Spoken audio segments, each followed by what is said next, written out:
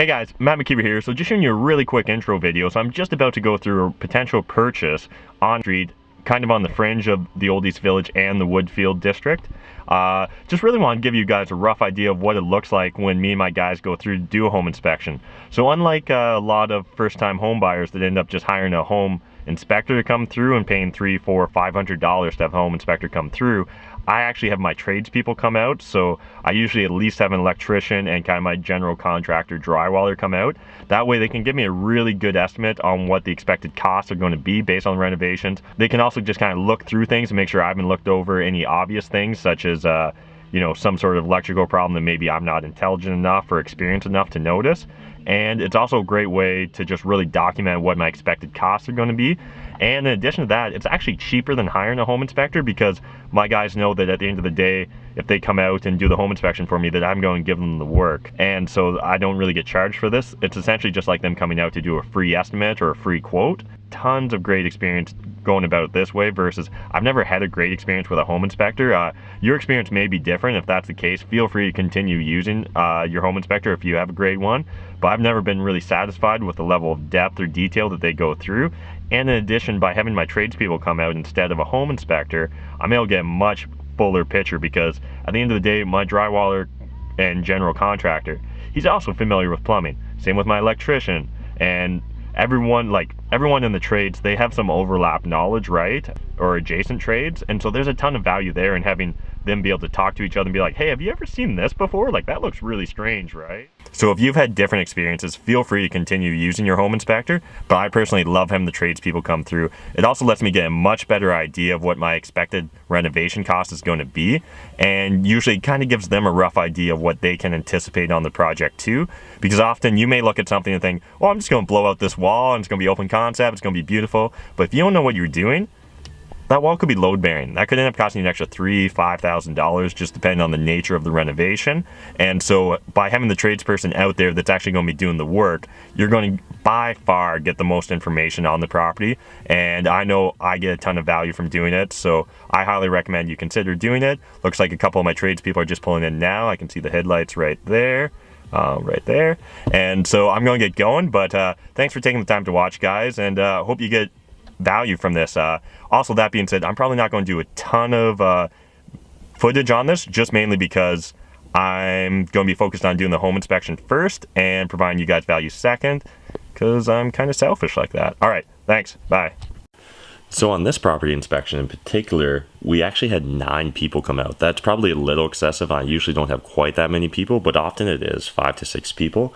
In this case, I had 2 HVAC guys come out. I had an electrician come out, as well as my general contractor and drywaller.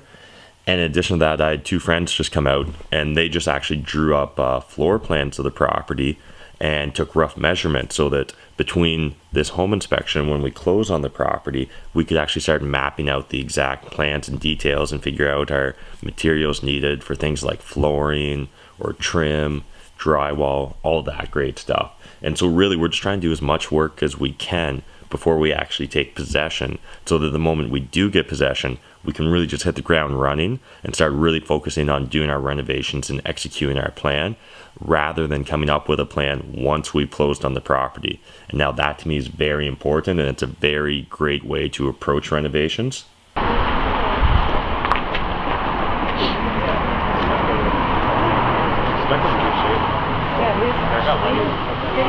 Yeah. You guys know how to patch that stuff? No, but I'm sure we'll learn, or we'll find someone. We're all gonna learn how to. Oh, did it? Yeah. I know the other side's in a lot worse shape. And so when doing a home inspection, I highly recommend always bringing out an 8-foot ladder if you can, so that at least you can check the attic space. In addition to that, bring a couple flashlights, a couple tape measures, a pen and pad of paper so you can just write down details and measurements. And in addition to that, I'm going to recommend you bring out at least an electrical tester, particularly if you're looking at older homes. Oftentimes you'll see knob and tube, but it'll be dead. But without an electrical tester, you can't actually tell. That was our first reaction, but it's hard Well, I just need to, yeah. It's not Okay, so this side have the that should be longer than basement. If you can, I highly recommend bringing along a camera or even just your cell phone and just ask the landlord and tenants for permission to take some photos or video, because if you're anything like me, your memory's terrible. And 2 months from now, when you actually close on the property, you're not going to remember a lot of the details, where a photo or a video can really just trigger some memories and really bring everything back into focus. This property in general had some kind of undesirable tenants. You can see this, what the guy had laid out on his bed. Absolutely ridiculous. Who leaves that out during a home inspection?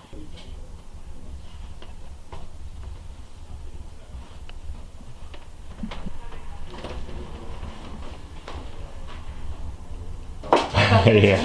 Nice workout room. Yeah. Roughly 15 feet, so roughly 180. And that's the width for like. Oh, is it? 78 inches still. Okay. I got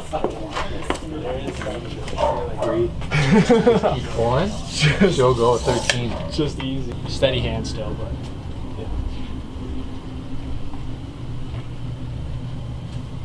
Yeah, on the basement, you only have to go to the 16th of an inch. Okay, thank you. 16th, yeah. So you need the width length, basically? I'm not actually too concerned about this. If you guys just want to do the upstairs, that's really... Yeah, we did. Oh, you did already? Upstairs? Yeah. Upstairs. We did the main, not the upper. Oh, okay, yeah.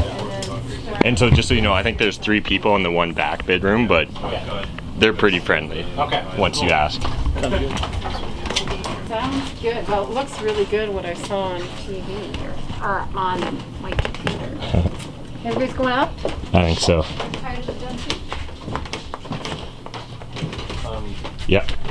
I could have sworn they said this was a 3-bedroom unit. This looks like a 4-bedroom, 2-bath now, though. Yeah, it's true. All marketing. Right? It's too bad, like, another foot, right? Even like 8 inches would make a world of difference. Furnaces are both the same, are they? I believe they're likely in the same ballpark, yeah.